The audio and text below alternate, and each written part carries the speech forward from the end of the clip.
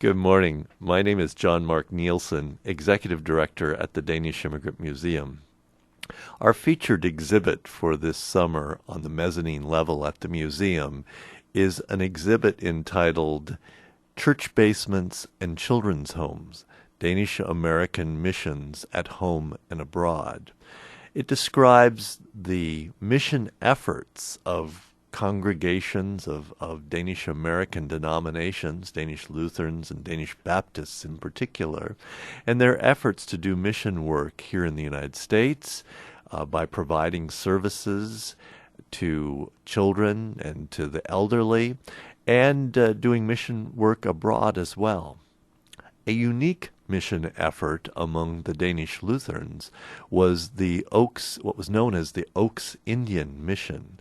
And the story behind that mission and the founding of that mission is an interesting one. In 1892, the church leaders of what was then known as the Danish Lutheran Church Association, which was headquartered in Blair, received a letter from a young Danish immigrant in what was then Indian territory. His name was Ditlev Lersko.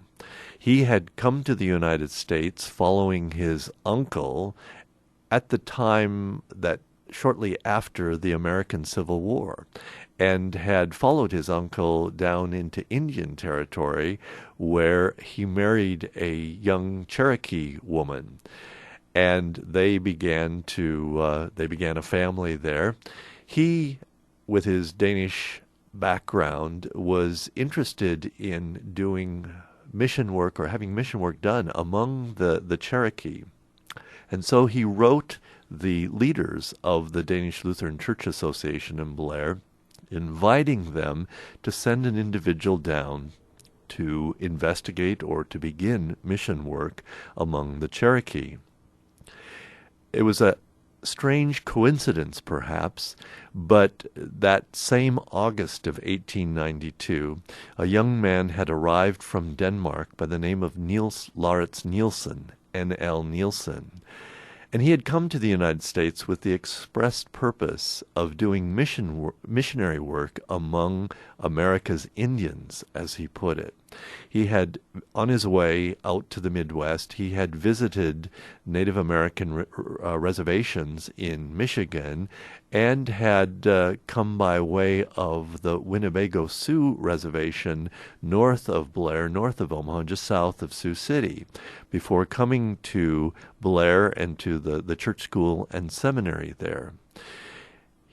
The church leaders knew that he was interested in doing missionary work, and so he was provided support to go down to Oklahoma, or what was then known as Indian Territory, and to investigate the situation there and to meet with Ditlev Lersko.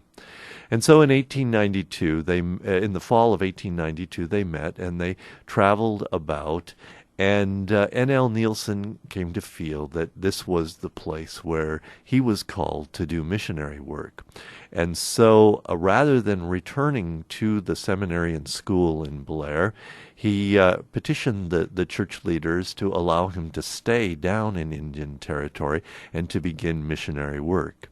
This he did, and from his efforts then began the Oaks Indian Mission. Now, it wasn't simply his efforts, because there had been a Moravian mission there earlier, but it had fallen into disrepair, and so he, building upon the work of that earlier mission effort, created the Oaks Indian Mission. Interestingly enough, that mission continues to exist, although today it is known as the Oaks Indian Center, and specifically the focus is on assisting young children through high school age in pursuing an education and yet cherishing their own heritage. It is a mission that churches within the ELCA continue to support today, although one is likely to find that they have Danish American Lutheran roots.